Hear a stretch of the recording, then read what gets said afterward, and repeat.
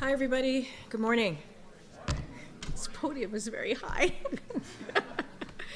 Okay, it's great to see you guys on the other side of the world. As you can see to my left, we have National Security Advisor Jake Sullivan here, who's going to just give a little bit of a kind of a update on what we've seen the last couple of days here with the G7 in Japan. And I'm just going to let him kick it off. Go ahead, Jake. Thank you, Karine, and good to see everybody this morning. Thank you all for joining us. On the flight over here to Hiroshima from D.C., I said that this summit would be a high watermark for the G7 and that it would demonstrate real unity among the key democracies of the world on a range of critical issues. And I think over the course of today, and particularly with the release of the joint statement of the leaders, you will see that in spades across the board, whether we're talking about our support for Ukraine and holding Russia accountable, our approach to PRC, our focus on economic security, our commitment to the clean energy transition. On a range of significant issues, you will see close alignment among the key countries of the G7 and a common approach to tackling the significant challenges of our day. On Ukraine, we have now announced some 300 sanctions against individuals, entities, vessels, and aircraft. We are particularly focused on circumvention and evasion targets. We are focused on financial facilitators, and we have also made sure to continue to crack down on future energy and extractive capabilities, as well as other steps in the sanctions space to tighten the screws from the point of view of economic pressure against critical elements of the Russian defense industrial base and its ability to advance its economic and energy goals. We are expanding our sanctions authorities to additional sectors of the Russian economy that are key to its military-industrial complex. We're imposing new bans to prevent Russia from benefiting from our services, and our actions are more tightly coordinated with the ones imposed by the EU and the UK to ensure that what they are doing, we are doing, what we are doing, they are doing, and that we have the kind of full alignment that has been a hallmark of our approach to economic pressure since the start of this conflict. Just yesterday, as you all know, President Biden informed his G7 counterparts that the United States will support a joint effort to train Ukrainian pilots on fourth-generation fighter aircraft, including F-16s. Over the past few months, we and our allies and partners have really focused on providing Ukraine with the systems, weapon, and training that it needs to be able to conduct effective offensive operations this spring and summer. We have delivered what we promised. We have given Ukraine what it needs based on close consultations between our military and theirs. And now we have turned to discussions about improving the Ukrainian Air Force as part of our long-term commitment to Ukraine's self-defense. So as the training unfolds in the coming months, we will work with our allies to determine when planes will be delivered, who will be delivering them, and how many. Now, turning to today, a big focus of today will be on economic security. The G7 leaders will outline a common set of tools to address concerns that each of our countries face, including from economic coercion, and from efforts at the intersection of technology and national security to undermine our collective interests and our collective security. These tools, these economic security tools, will include steps to build resilience in our supply chains. They will also include steps to protect sensitive technology, like export controls and outbound investment measures. Relatedly, G7 leaders will also come out today with a statement on our shared approach, our aligned approach when it comes to the People's Republic of China. At the first G7 of President Biden's time in office in Cornwall 2 years ago, China was for the first time discussed in the communique, and then last year in Elmau, leaders built on that. This year, what the communique will reflect is a statement of key elements on which all G7 countries are aligned when it comes to dealing with the PRC. The communique will note that each country has its own independent relationship and approach, but we are united and aligned around a set of common elements, and it will walk through those elements And it will indicate that we do seek to cooperate with China on matters of mutual interest, and also that we will work to address our significant concerns that we have with China in a range of areas.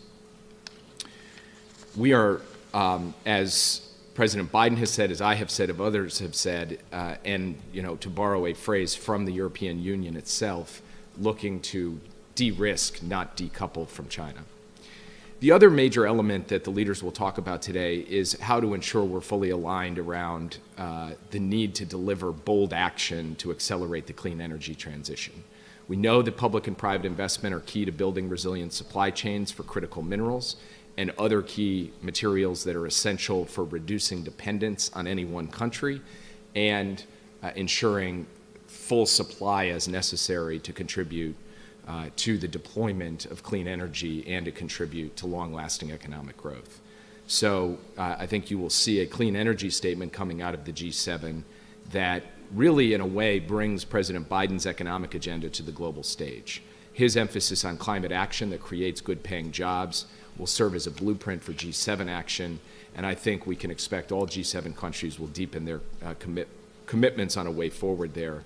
And the President had the opportunity also to discuss how we align the elements of the Inflation Reduction Act with the specific steps that other G7 members are taking to ensure that our approaches on these issues are mutually reinforcing and complementary. The last thing that I just want to put on the table, which will play out today in the G7 context, is that since the formal launch of the Partnership on Global Infrastructure and Investment last year, we have seen a range of projects announced and the building out of a pipeline for significantly more projects in Africa and the Americas and Southeast Asia and elsewhere that go to physical clean energy, digital infrastructure in emerging economies.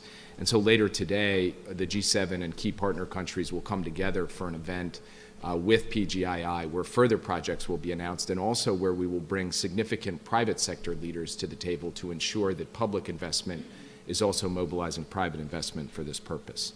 And then finally, outside of the G7, here in Hiroshima, the President will join the leaders of Australia, Japan, and India for the third in-person Quad Summit since President Biden took office. And of course, the first time leaders met at leaders level in the Quad format was in 2021 when President Biden convened them in Washington.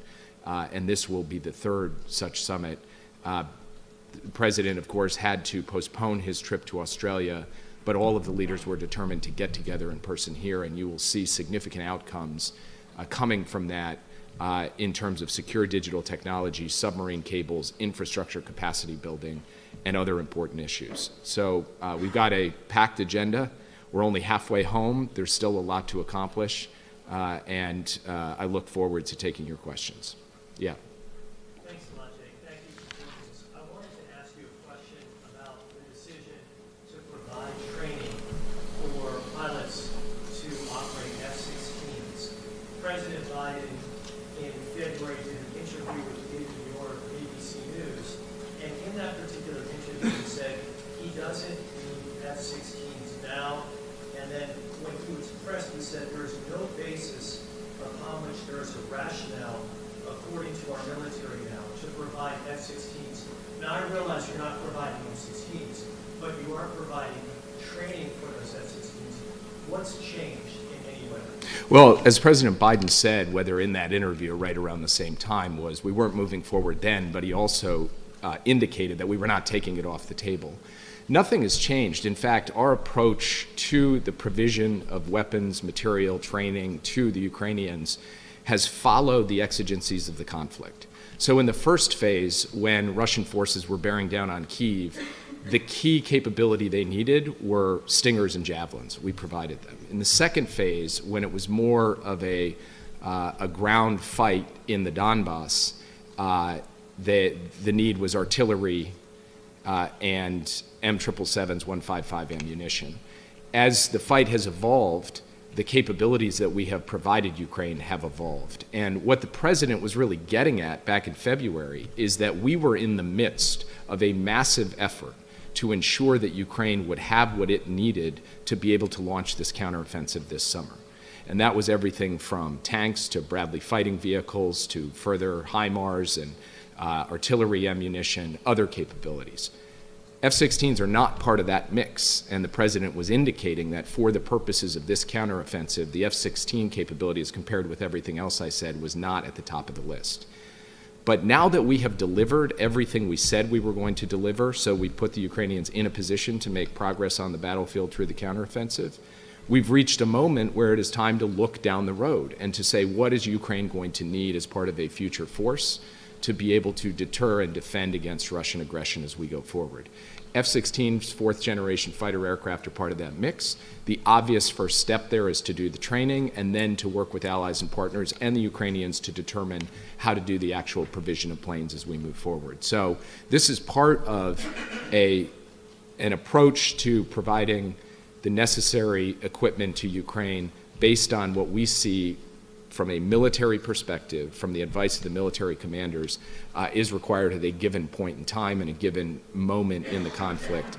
And that's why we've arrived at the place we are today. Just a quick follow-up. Training takes time as it relates to training on an F-16. Would it have made sense, and maybe this is Monday morning quarterbacking, but would it have made more sense to come to this conclusion about providing training on F-16s months earlier?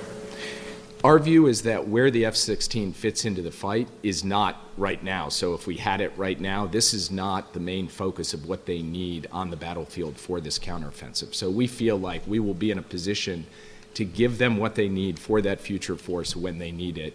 And so the timing, from our perspective, lines up to begin the training at this moment. Yeah. Jake, the President's concern from the beginning had been that F-16s could be used to help escalate this war, to make it a wider conflict. What assurances, if any, is Ukraine given the United States that they would not use these F-16s or fighter jets in offensive fashion that would target Russian soil?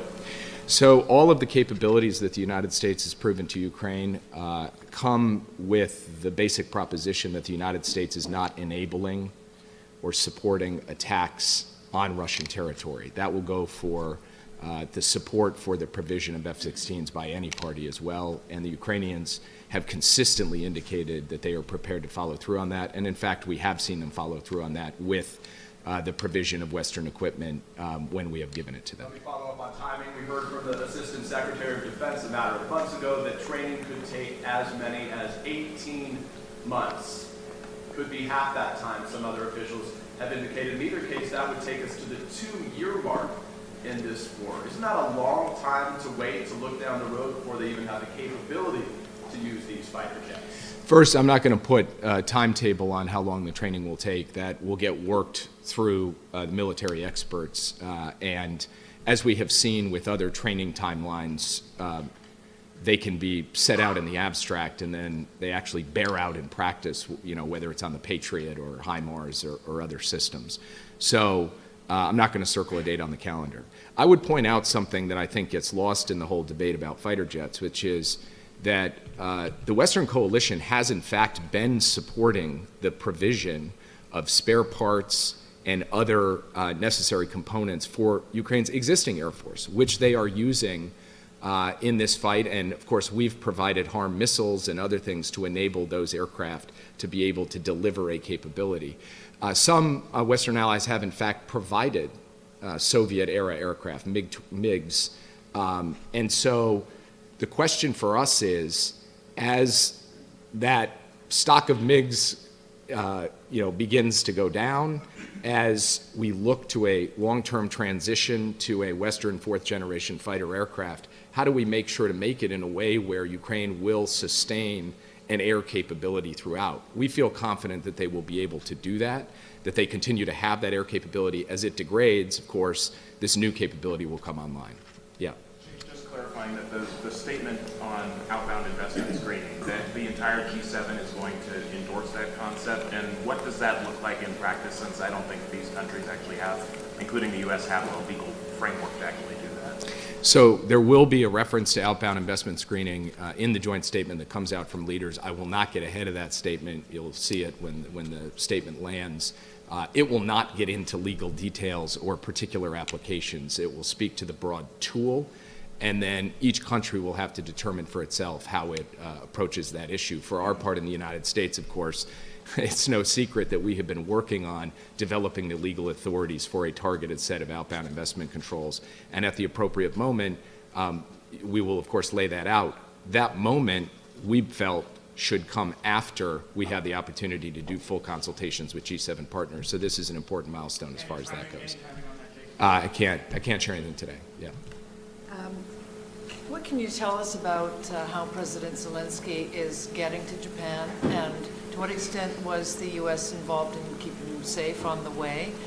And is President Biden going to meet him one-on-one while he's here? I think it's a safe bet that President Biden will meet him, but I don't have a formal announcement of that. But the president looks forward to the opportunity to be able to sit down face-to-face with President Zelensky. And then in terms of how he's getting here, I'll leave that to the Ukrainians to share. I will say the United States was not the country that flew him here. Yeah. Thanks, Jake. Is the president going to have the opportunity to engage with President Lula, and if there is that opportunity, both for him and for the engagement with President Modi, to what extent is he looking to pressure them or urge them to toughen their approach on both Russia and China? I think pressure is just the wrong word. I mean, that's not how President Biden operates with these key leaders with whom he has deep relationships, like President Lula and President Modi.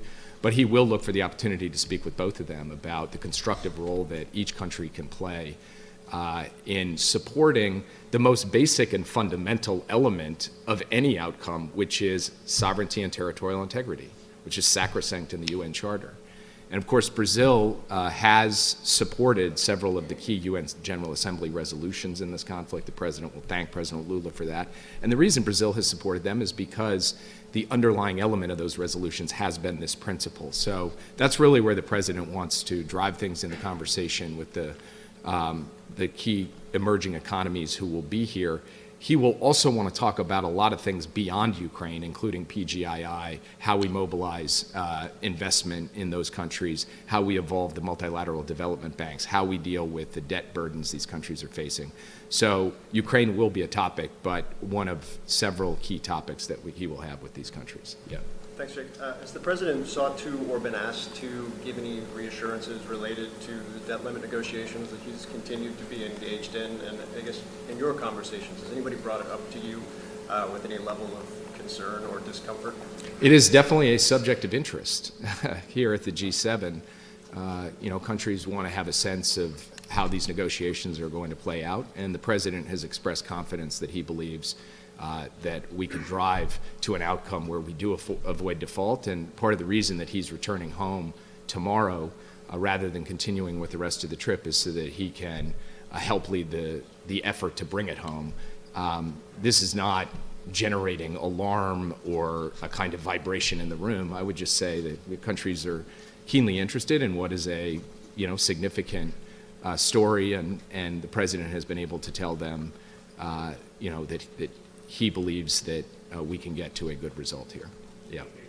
Back to the F-16. The provision of that down the line seems to follow the pattern when it came to the Abrams a few months ago, the MLRS systems last year, where the Ukrainians were calling for those weapons and systems from the very outset of the conflict, and the U.S. said no and then ultimately relented. You described earlier this private military consultations that drove the decision-making here, but President Zelensky, particularly in the case of F-16s, has been calling for them for more than a year. So is the message in private from the Ukrainian military about what it needs on the battlefield different, or is the sense that the U.S. knows more about what the Ukrainians need to fight this war than the Ukrainians? So I'll refer you to the Pentagon on this because I think they will be better able to go into the specifics of that question. I would point out that on the list of capabilities, as our Pentagon officials have testified to the Hill, that Ukraine felt they needed for this counteroffensive for the spring. What was the thing that was going to make or break that counteroffensive? F-16s were not near the top of the list for that. Yeah. Okay, thanks. You mentioned the concerns that you had previously about what was an escalatory weapon, and then you made the point that Ukrainians have not used them to attack Russia. Is there any weapon right now that the U.S. has, any conventional weapon the U.S. has right now, that you think would be off the list? And is your fundamental thinking about escalation different than it was at the beginning of the war? And also, could you go one more beat on the submarine cables discussion? And also, you didn't mention the AI discussion. Yeah. So taking those in reverse order, actually on artificial intelligence, they had a good discussion on that yesterday.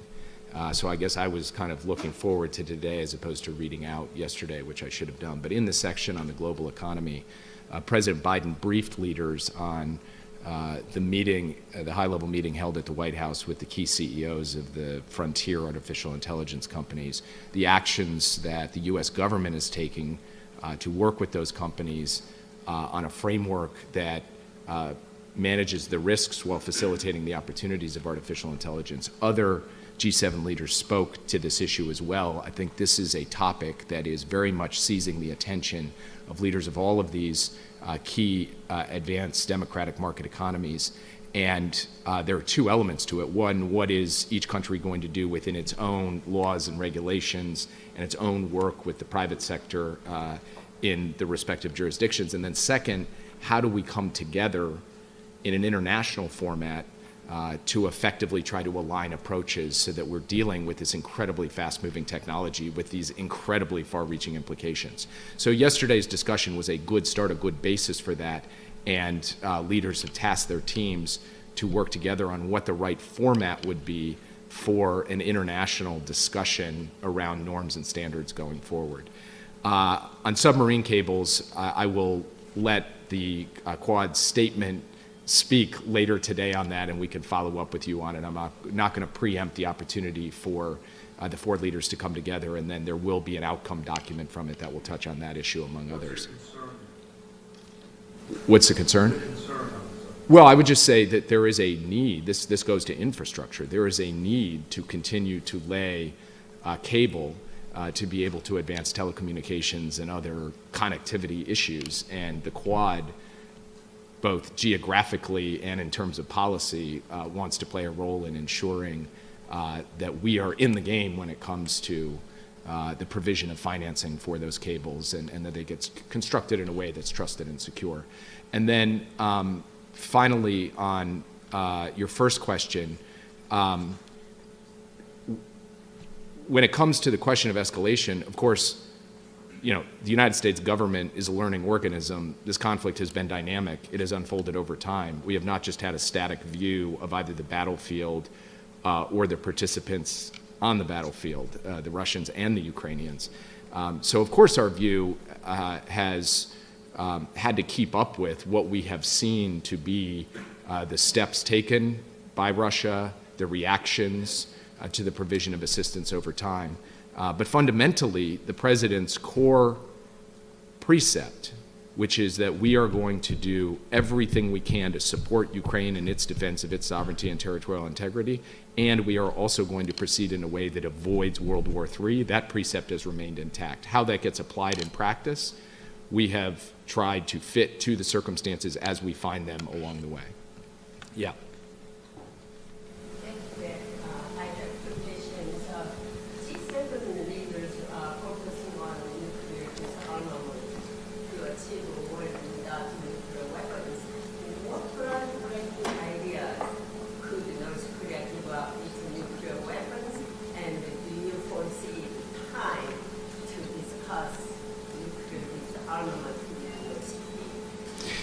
This discussion came up last night. Of course, it's a matter of very significant importance to Prime Minister Kishida, right here in his hometown of Hiroshima.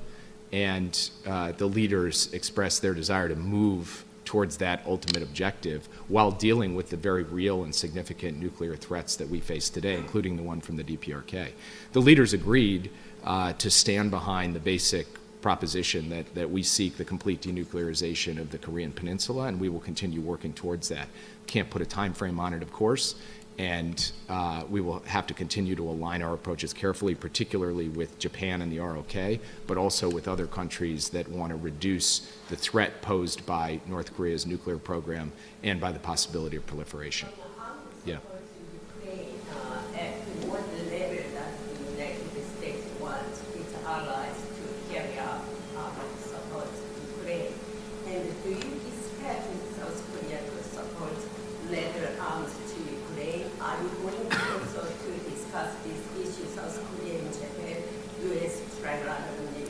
So we have obviously worked across continents and across countries to source everything from artillery, ammunition, to air defense supplies, to other capabilities. It has been a significant part of my day job, of Secretary Austin's day job as he leads this Ramstein process. And we've worked with dozens of countries to be able to source weapons for Ukraine. The specifics of that for any given country can be sensitive, so I'm not going to speak to any one country. I will just say this remains a high priority for the president to try to get as much materiel as is both available and necessary for Ukraine to be able to carry forward the fight. Yeah. Jake, you talk about China, the idea of developing tools to fight economic coercion. What exactly are those tools? And then separately, prior to the G7, the administration announced that Secretary Raimondo, Ambassador Tai would be meeting with their counterparts in China. Where is this approach of rescheduling the Secretary Blinken trip to Beijing? And do you think the communique, how it lays out the case against China, will infringe or impinge upon setting up these meetings, or even a call with the president? I think that would not make sense, because I think you will find the China language to be totally straightforward. It is not hostile or gratuitous. It is just direct and candid. And there are key elements of it right from the top of that language that speak to the desire for stable relations with China and the desire to work together on issues of mutual interest. It also spells out our concerns, but those concerns are well known to China. So there should be nothing about it from the point of view of a surprise. It is what we have been saying, and it is now a reflection of the alignment that has occurred. And by the way, this statement didn't happen by accident or by osmosis. It happened because we have had intensive consultations with our partners about the PRC and about how we approach that relationship in an effective and managed way. And over the last 2.5 years, I think that has resulted in a convergence that we did not see several years ago on the key issues. But it's not a cartoonish or one-dimensional policy. It is a multidimensional, complex policy for a complex relationship with a really important country. I don't have further news for you on the sequence of steps. I don't think there was ever an announcement of Raimondo and Tai going to meet their counterparts. The question of economic engagement there has been raised. We anticipate that that can and should happen. What the timing is on calls, visits, meetings, we are still working through that with the Chinese side, and when we have more to report, we will. It sounds like from Karine I got to go, but I'll just take one more question here. Yes, Jake said that the communique in China would note that each country has its own approach. I believe this is the first in-person engagement with President Macron after his visit and his statement on China. Do you really have a common approach on China, not regardless of the statement? And I have another question on Zelensky's visit to Jeddah. 1 year ago, nobody would have imagined this visit could happen.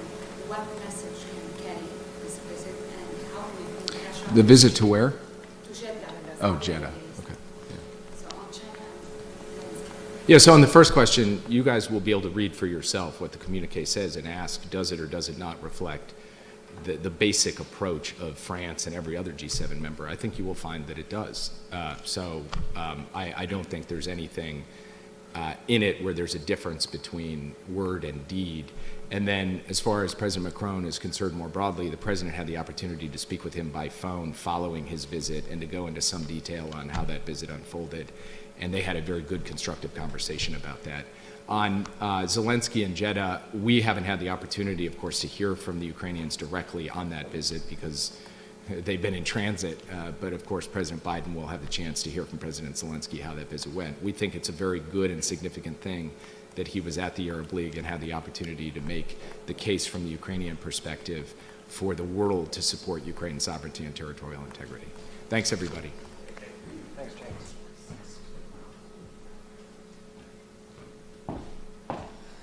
Okay, thank you so much, Jake.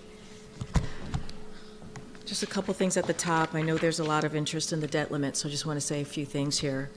There continues to be real difference differences between the parties on these issues. We've been clear about what the president's priorities are and his belief that we should come together to continue the economic progress we've made and invest in the future while also cutting wasteful spending and cutting the deficit. That's what the budget he released on March 9th, more than 2 months ago, that's what it does.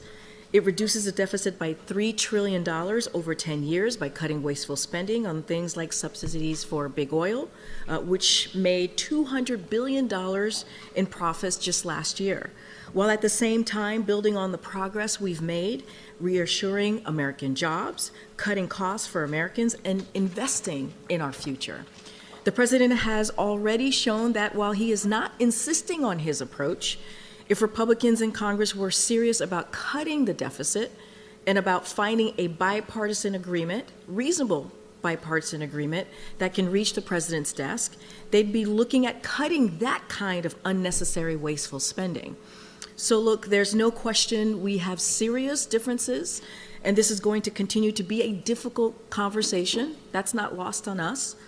But the president's team is going to continue to work hard towards a reasonable bipartisan solution that can pass the House and the Senate, because we need Republican and Democrats on this budget negotiation, moving that forward in the House and in the Senate. The stakes could not be higher. A default would plunge our economy into recession. Economists estimate that millions of Americans could lose their jobs. Hardworking families could lose their retirement savings. So our team will stay at it. We will stay focused, and we hope that Speaker McCarthy's team will negotiate in good faith as well. One last thing before I take questions. The week ahead for all of you, as you all know, on Sunday evening, the president will return to the White House from Hiroshima, Japan. On Friday, the president and the first lady will welcome the Louisiana State University Tigers women's basketball team and the University of Connecticut Huskies men's basketball team to the White House to celebrate their 2022-2023 NCAA championship seasons in 2 ceremonies in the East Room honoring each team's victory. The Vice President and the Second Gentleman will attend the ceremony honoring LSU Tigers women's basketball team, and the Second Gentleman will attend the ceremony honoring the University of Connecticut Huskies men's basketball team. In the evening, the President and the First Lady will travel to Camp David. On Sunday, the President and the First Lady will travel from Camp David to Wilmington, Delaware. In the afternoon, the President and the First Lady will return to the White House from Wilmington, Delaware. On Monday, the President will host a breakfast in honor of Memorial Day in the East Room. After, the President and First Lady will participate in a wreath-laying ceremony at the Tomb of the Unknown Soldier at Arlington National Cemetery. The Vice President and the Second Gentleman will attend as well. Then the President will deliver the Memorial Day address at the 155th National Memorial Day observance at Memorial Amphitheater at Arlington National Cemetery. The Vice President, the First Lady, the Second Gentleman will all attend as well. Later, the President and the First Lady will travel to Wilmington, Delaware. Of course, we will have more to share on the President's travel and calendar as we schedule as we get closer to those days. With that, okay, go ahead, Josh. Hello. Hi. Given the stakes you've laid out regarding a default, can you tell the American people what you think the differences are so that they can understand the situation? And how confident are you that some kind of deal can occur before the start of the year? So look, the President is confident that there's a path forward. If both sides come in good faith, he believes that we can get this done when it comes to the budget, when it comes to laying out how we see the budget moving for the American people. He's optimistic, but again, it has to happen in good faith. And look, these are how negotiations work, right? It's a little bit of give and take. This is the core of democracy. That's what we're seeing at play here. And as long as everyone understands that you don't get everything that you want when you have negotiations. And so this is a president that understands this. He has been very clear how imperative it is to get this done. And so, look, we're confident, we're optimistic.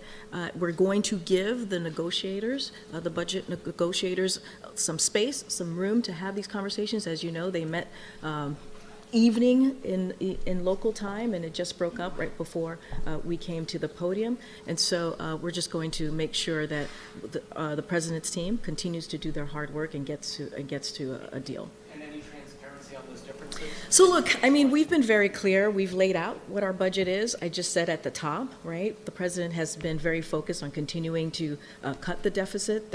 Remember, the first 2 years, we've talked about it, $1.7 trillion. The president wants to build on that. There's a $3 trillion over 10 years.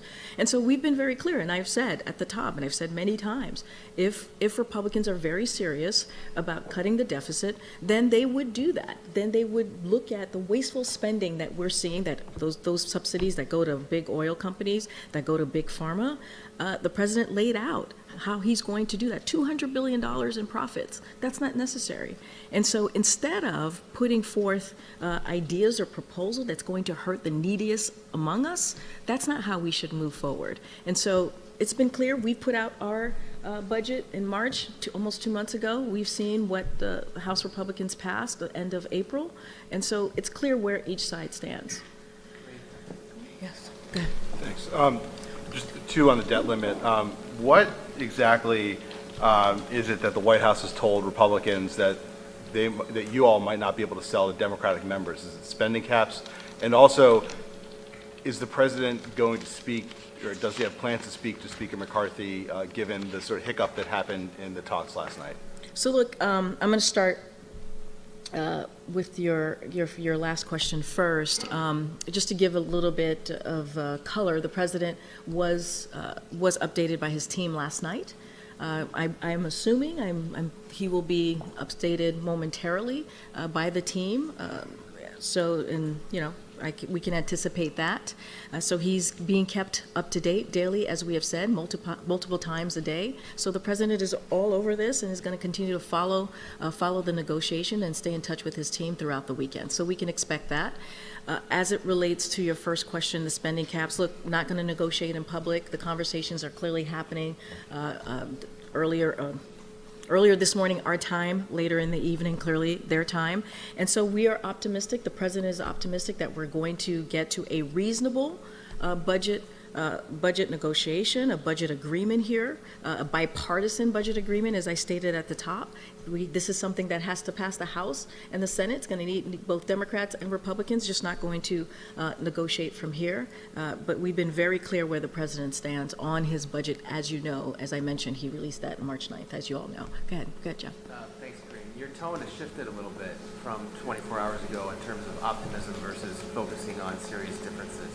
Can you give a sense of how that shift occurred and how you expect to bridge those gaps? Well, look, we wanted to be very clear with all of you where we saw the differences were, because you all have been covering this very closely and hearing from folks back home.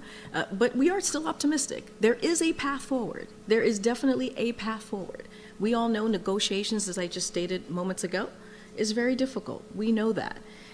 But it is imperative to get this done for the American people. There is a sense of urgency that we have been very clear about. But the president continues to be optimistic if both sides come in good faith. But you're saying if both sides come in good faith, should we conclude from that right now the White House does not believe Republicans are negotiating in good faith? So I think what's important is that there was conversations that just concluded moments ago. I think that's important, right? And we think we need to give them, the negotiators, the budget negotiators, some space, some time to continue that conversation. But we are optimistic. I don't want to take that off the table. We are indeed optimistic. We think and we believe that there is a path forward. And so we're going to give them, the negotiators, some time and some space to do that. The president's going to continue to stay abreast and certainly stay very focused on the negotiations as we move forward. Okay. Thanks, Karine. So the last time that we got this close to a debt ceiling default, President Obama deputized his vice president to lead the negotiations. Why doesn't President Biden trust Vice President Harris to lead these negotiations while he's engaged? Well, I disagree with the premise of your question. The president does. Well, let me. She could be at the Capitol. Why isn't she? The president entrusts the vice president as we all know, as we have stated many times, she was in the meeting that with the congressional members that occurred very recently, right before the president left for Japan. She has been in regular conversations as well, and has been in conversations with the president. He has taken her consult and listened to her advice, as he always does on many issues. This is one of many issues, and so that has not changed. And I think you actually said something that is incredibly important. The president has been there before, right? He has dealt with these types of negotiations, these types of conversations before. He knows how this all works. This is not new to him, and this is why he is optimistic. And this is why these conversations are going to continue, and he's going to stay on top of them. And you just said that you're assuming the president will be updated momentarily by the team. What was he doing for the last several hours while they were in these meetings? Well, they were having conversations, right? They were on the Hill, the negotiators. But how would he? Yeah, but how would he be updated if they're still having conversations on the Hill? It just ended moments ago. Couldn't he call him? Look, Peter. He just Look, conducted, wait, look, Peter. The first year of his term, he conducted, because of the COVID pandemic, by video conference. Is that not possible right now? Look, Peter, we're going to give the space to these negotiators, the time and the space to have these conversations. That's what we're going to do. The president is going to continue to be updated regularly, daily, as he has been for the past couple of days, and that's how we're moving forward. That's how we're seeing this process. The president has sat down twice with congressional leaders very recently to hear them out, to have the conversation, to talk about his budget, to talk about the urgency of getting the debt limit done, of Congress doing their job. And so he continued to hold the line in that way. And so, look, we're going to have the negotiators have their conversation. They just ended their last convening, if you will, and they're going to reconvene. I'm certain of that. And so the president's going to get an update from his team, as he did last night, as he done the last couple of days. I'm just going to keep going. Go ahead. Thanks, Karine. Could you give us any sense if a short-term extension is still on the table, if the parties can't get to an agreement for the X date? So look, I'm not going to negotiate from here. I'm going to be very clear. We see a path forward. We think there's a path forward. We're optimistic about that. We believe that it is imperative to get this done on behalf of the American people, and we're going to let those conversations continue. Just one other one. Yeah, sure. Is it still the position of the White House that the White House is not negotiating on the X? We are not. We are very, very clear about that. The president has been very clear about that. What we're having a separate conversation about the budget, as we have been doing, as our negotiators here have been doing, and the president has directed. And so we've been very clear. We cannot default. We are not a country that defaults on our debt. And the president is and I have been very clear about that. And so that's what we want to see. Because clearly there are discussions about Democrats giving away things that they would never, ever want to give away. So, I mean, there is a negotiation, and it's being prompted by something. So if not the debt limit, then what is this negotiation? There's a budget negotiations. This happens every year. When you talk about appropriations, we talk about spending, there are conversations happening about the budget. That is not new. That is regular order. That's what we've been calling for, to go back to regular order. And look, the president has been very clear. Default is not negotiable. You cannot negotiate on the American as Americans paying our bills. That has been very clear. So again, we are confident and optimistic that we can reach a reasonable budget agreement, for a bipartisan one that can pass the House and the Senate. This is a conversation that usually happens, right, every year, in trying to negotiate on the budget and how we move forward. When it comes to the default, it is not negotiable, and we should be moving that forward without conditions. Regular order under sort of extraordinary circumstances. Look, we're having a separate discussion on budget and spending priorities. That is something that should be happening. That is something that is part of regular order. That is what you're seeing on the Hill. That is what the president has directed his team to do, is to come to an agreement on the budget. Okay. Just follow up on Amy's line of question. Yeah, sure. If there's no deal on the budget, then the debt ceiling doesn't get lifted, correct? Here's the thing. That shouldn't be the case. It should not be the case. The debt limit should be dealt with as it has 78 times since 1960. You hear us say that all the time because it is the fact. That is how it's been dealt with 78 times since 1960. So that should not be the case. Congress can deal with this. It is their constitutional duty to move forward with dealing with the debt limit. We're going to continue to talk about the budget. We're going to continue to talk about how we get to a place that both sides can agree in a good faith way and that it can pass the House and the Senate. I understand you're saying that should not be the case, but right now, what is happening right now, which seems very clear to be ongoing Senate negotiations over a potential economic catastrophe for not only the U.S. but the rest of the world. So I'm just wondering what the message is. Jake was just asked about this to allies here about what these ongoing negotiations are, and also what the what the end result is. Look, this is a country that does not pay their debt. We pay our debt. We are not a deadbeat country. The president has been very clear, and the president is optimistic that we can get this done. And so, look, that's kind of where we've been. That's the message that we're sending, certainly, to not just Americans, but to the world, that we are not a deadbeat country.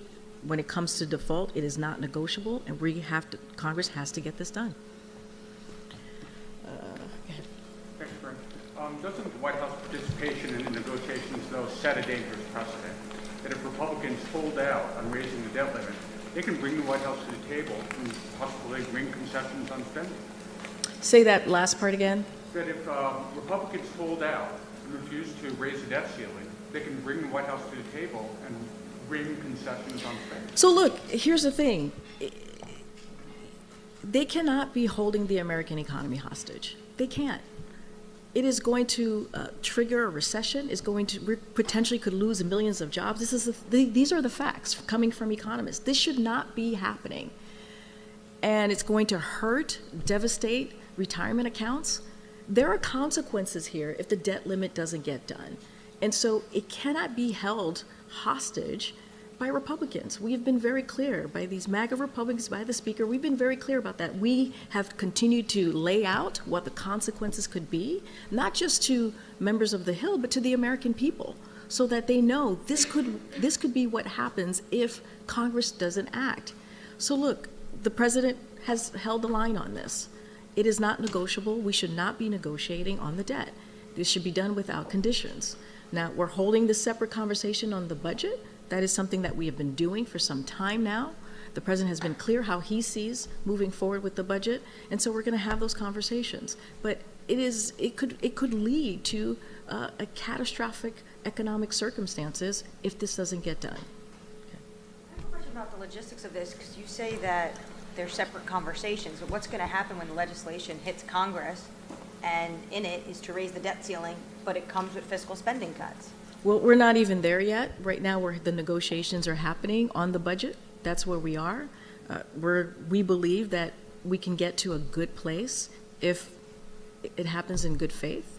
And so that's how we're moving with this process. It needs to be done in a responsible bipartisan agreement, and a bipartisan agreement that has to be put forth to the House and the Senate, so both Democrats and Republicans can review and vote on this bipartisan agreement. So that's how we're moving forward. We think for fiscal spending cuts. Look, we've been very clear. These are two separate conversations that are happening. One is saying that, look, default is not negotiable. We've been very, very clear about that.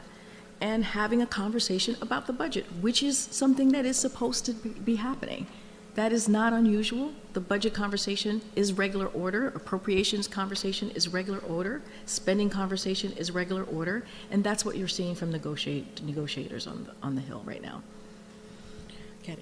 Thanks, Karine. So a new poll is showing that 58% of Democrats support raising a debt ceiling while reducing the federal deficit. The House Speaker is saying the president still wants to increase spending next year. Is the president out of touch on this? No, the president's not out of touch at all. I just laid out at the top what the president's budget looks like. It looks like decreasing the deficit by another $1 trillion over a decade. And this is adding to what the president has done the first 2 years.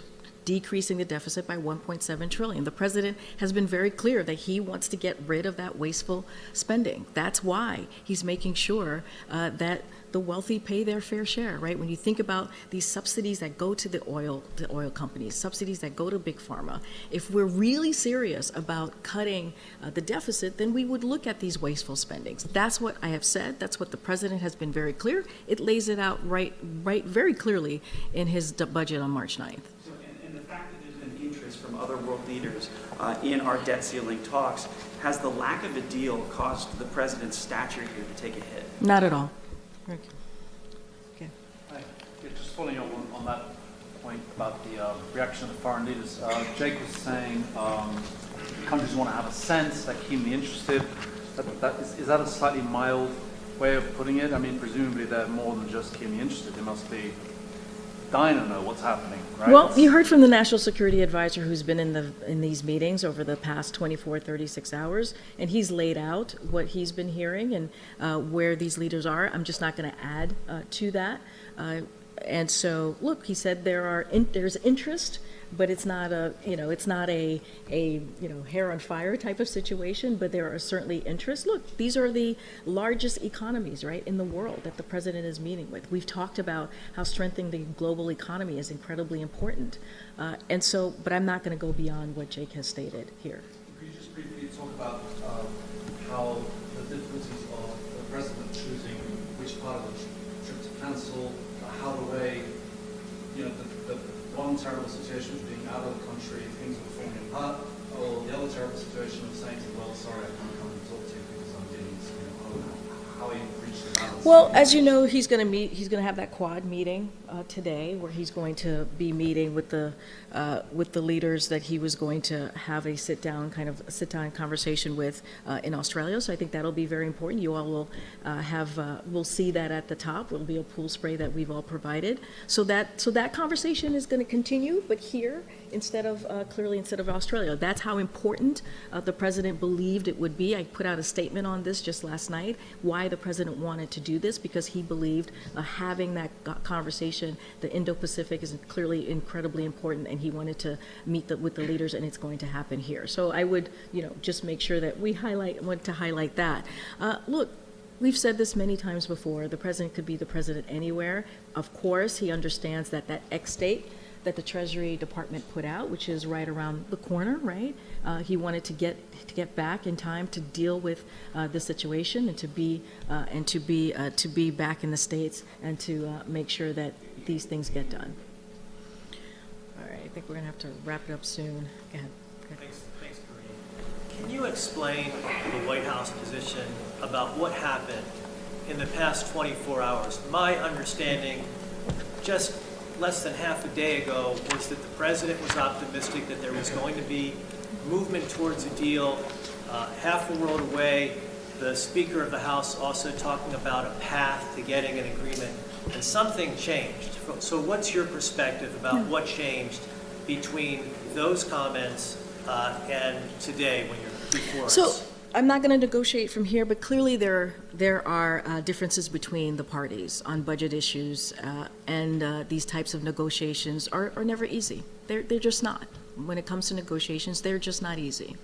And so, look, the president's team continues to be hard at work to reach a reasonable bipartisan budget agreement. That's what you're going to see from the president's team, and a budget agreement that can pass the House and the Senate. That's what you're going to see from the president's team. And he is optimistic that if everyone keeps working in good faith, that we can get this done. So the optimism continues to be there. Clearly, negotiations are never easy. They're very difficult. That's what makes our democracy, the core of our democracy, is having these types of give and take. And everyone has to understand that you don't get everything that you want, and that's how this works. You've spoken many times about the disastrous consequences if there is a default on U.S. debt obligations. Is a plan B, so you don't get to that point, having a short-term extension and making certain that we as a country don't get to that point? It's a good question, and I was just asked that question moments ago. Look, the focus right now is to stay steady, to continue to let Congress know that they have to do their constitutional duty, They have to get this done. I just don't have anything to share on any decisions right now. But look, this is not negotiable. This has been done 78 times since 1960. The president has said we are not a deadbeat nation. This is something that we have to get done on behalf of the American family, and so we're going to continue to call on Congress to act. All right, guys, I'm going to take one last one. It's been 7 years since the G7 was last held in Asia, and concern about China has risen dramatically over that time.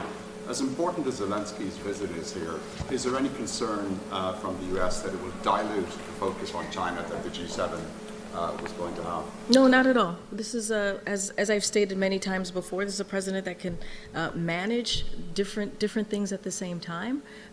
Not going to get into, President Zelensky's travel. I think, Jake was very clear on that. The president always looks forward to having a conversation with President Zelensky. I think it's important that he continues to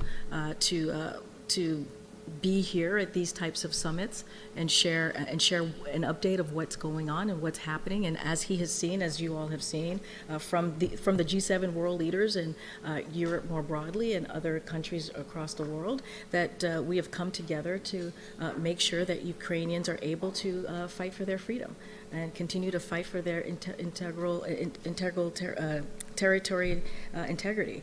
And so it is incredibly important that this continues. We are going to stay behind the Ukrainian people as they continue to fight Russia's aggression. And so that's important. The conversation about China continues to be important. And so that's something that the president can do, can handle multiple issues at once. Thank you, everybody.